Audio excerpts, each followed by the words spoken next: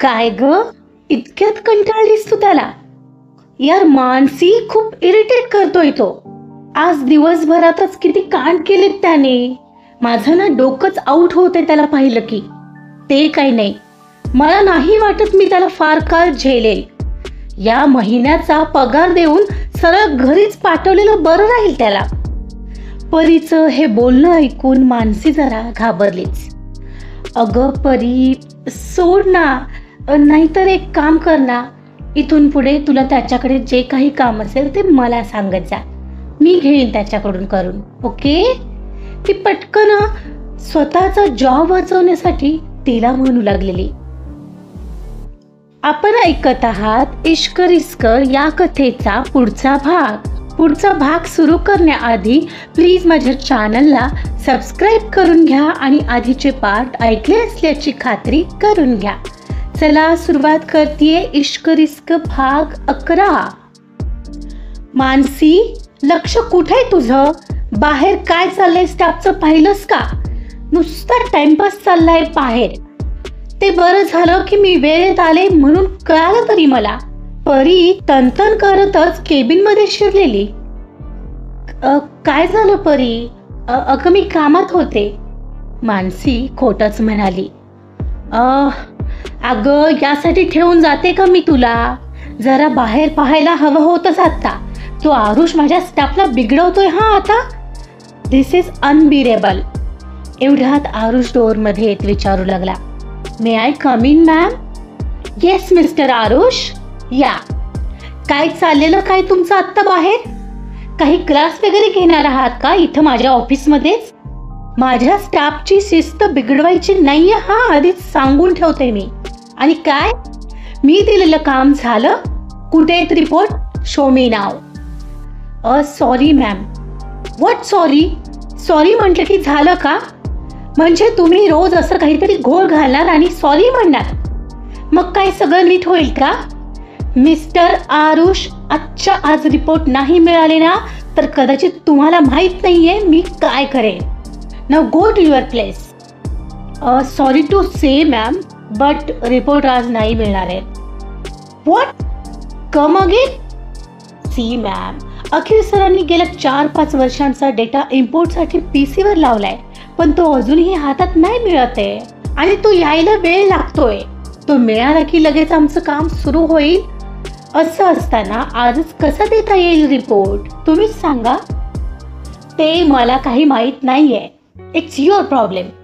So तुम्हीच ते पाहायचं. ओके, मग मलाही तुमची मदत लागेल. माझी मदत? माझी कसली मदत? ओ हॅलो, तू माझा बॉस नाहीयेस तर मी तुझी बॉस आहे, समजला? तेव्हा तू मला काम सांगायचं नाहीये. आणि मी का हेल्प करायची? यावर मी हायर केलंय तुम्हाला आणि मला दुसरी कामं नाही आहेत का? मॅम, तुम्हाला रिपोर्ट अर्जंट लागतोय म्हणजे एवढं महत्वाचं हे काम सुद्धा असेलच ना. मग मला काही ठिकाणी मदत लागेल तुमची, म्हणून मी तुम्हाला तसं बोललो. ते बघू, आधी तुम्ही रिपोर्ट बनवायला घ्या, जा. आणि पुन्हा मला टाइमपास नकोय हा माझ्या ऑफिसमध्ये. ओके ठीक आहे, म्हणत तो निघून गेला. काय धीट आहे हा, कमाल आहे. मलाच म्हणतोय माझी मदत लागेल. मग मी कशाला हायर केलंय याला? याच्या डोक्यात काय भुसा भरलंय का ग? परी शांत होतेस का? पण काय ग, मला सांग, खरंच आज रिपोर्ट लागणार आहेत का तुला अर्जंट? नाही, असं काही नाहीये. ते मी पुढच्या आठवड्यात दिल्लीला जाणार आहे तेव्हा लागणार आहेत हे रिपोर्ट. ओ ओके, कळालं. म्हणजे तू त्याला मुद्दाम त्रास देतेस ना? हो ना, बिचारा. मानसी हसत तिच्या जवळ एक तिच्या गळ्यात हात टाकत म्हणाली, अगं मग काय पूजा आरती करू का त्याची? आल्यापासून पाहतेस ना, तो माझं जास्त डोकं खातोय. मला तर ना आता उलट असं वाटू लागले, उगाच घेतलं त्याला यार. काय ग, तू इतक्यात कंटाळलीस त्याला? यार मानसी, खूप इरिटेट करतोय तो. आज दिवसभरात किती कांड केलेत त्याने. माझं ना डोकंच आउट होतंय त्याला पाहिलं की. ते काही नाही, मला नाही वाटत मी त्याला फार काळ झेलेल. या महिन्याचा पगार देऊन सरळ घरीच पाठवलेलं बरं राहील त्याला. परीचं हे बोलणं ऐकून मानसी घाबरलीच होती. अगं परी, परी सोड ना, नाहीतर एक काम कर ना, इथून पुढे तुला त्याच्याकडून जे काही काम करवायचं असेल ना ते मला सांगत जा, मी घेईन त्याच्याकडून करून, ओके? ती पटकन स्वतःचा जॉब वाचवण्यासाठी म्हणून तिला म्हणत होती. हे पण गुड आहे. बघू मानसी, त्याला तू तुझ्या पद्धतीने समजाव हा. आपल्या ऑफिसमधले रूल्स त्याला पाळावे लागतील एनी हाव. प्लीज यापुढे मला असं काही झालेलं नकोय हा, नाहीतर खरंच मी त्याला घरी पाठवेन. बरं ऐक ना, आज ना माझं जरा डोकंच दुखतंय.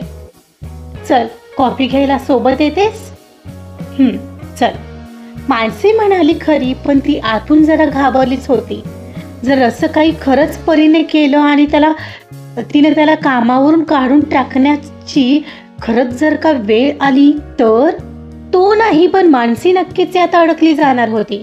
स्वतःचा जॉब वाचवण्यासाठी पर्यायाने ती आरुषचा जॉब वाचवायचा प्रयत्न करणार होती. मला आरुषला समजवावं लागेलच. नो, माझ्या जॉबवर गदा येईल याने नक्कीच. हे 5 वर्ष मला हे करावं लागेल. बाप रे, हे मी काय करून बसले. परीला कळालं तर तो क्लॉज मी बदललाय तर काय करेल ती?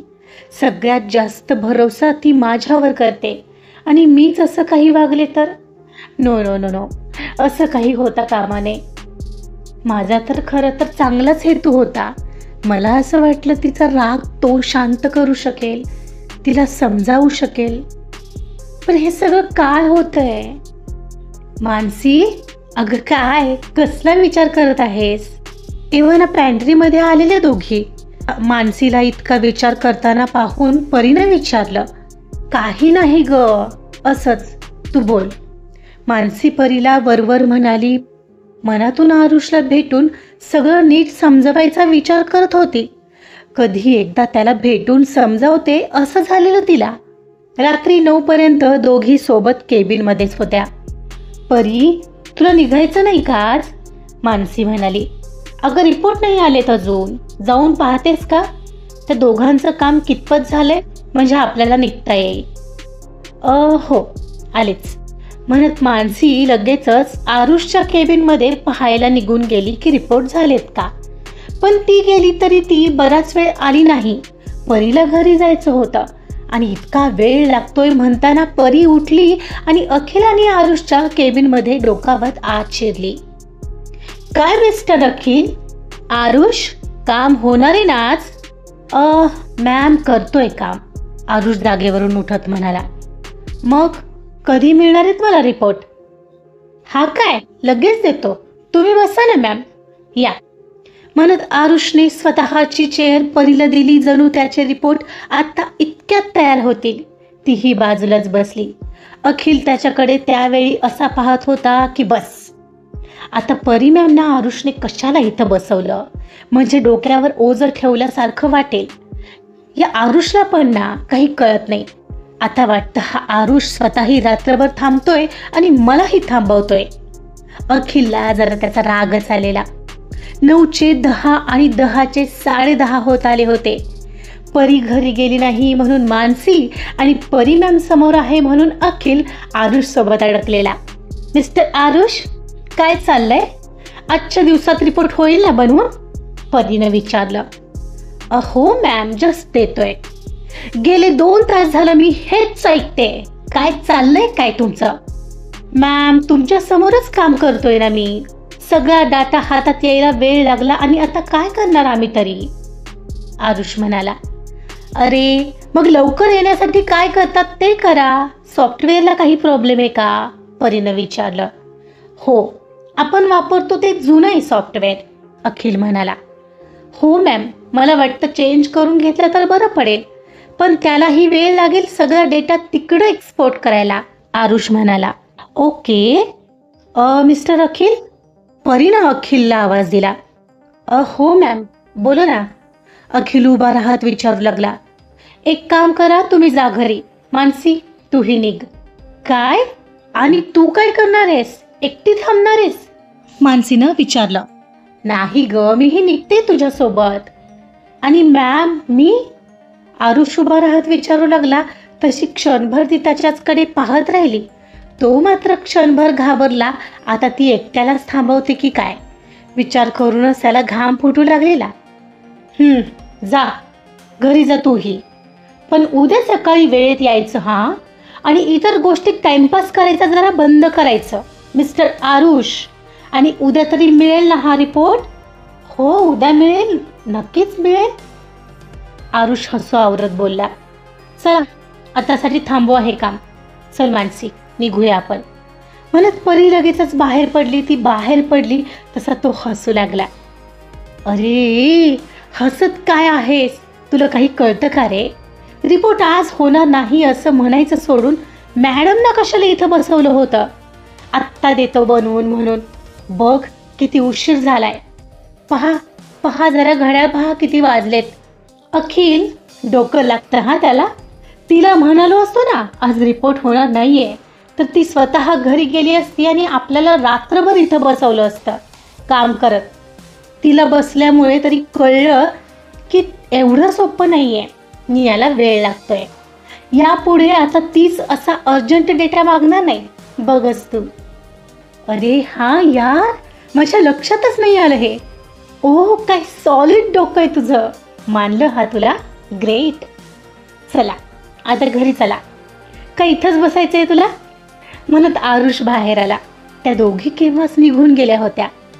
आणि हो आरुष उद्या तरी लवकर ये, आजसारखा लेट करू नकोस, अखिल त्याला आठवण करून देत म्हणाला. हो रे कळतं मला, चल बाय. म्हणत आरुष त्याला बाय करून घरी जायला निघाला. आजचा पार्ट इथंच संपलेला आहे. परीला आरुष अगदी हुशारीने हँडल करतोय. खरंच फक्त तोच तिला हँडल करू शकेल का?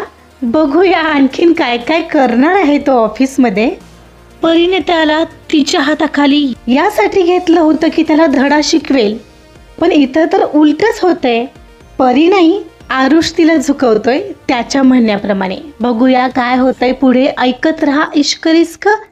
कथा आवडत असेल तर प्लीज लाईक करा, सबस्क्राईब करा आणि शेअर सुद्धा करा. Thank you so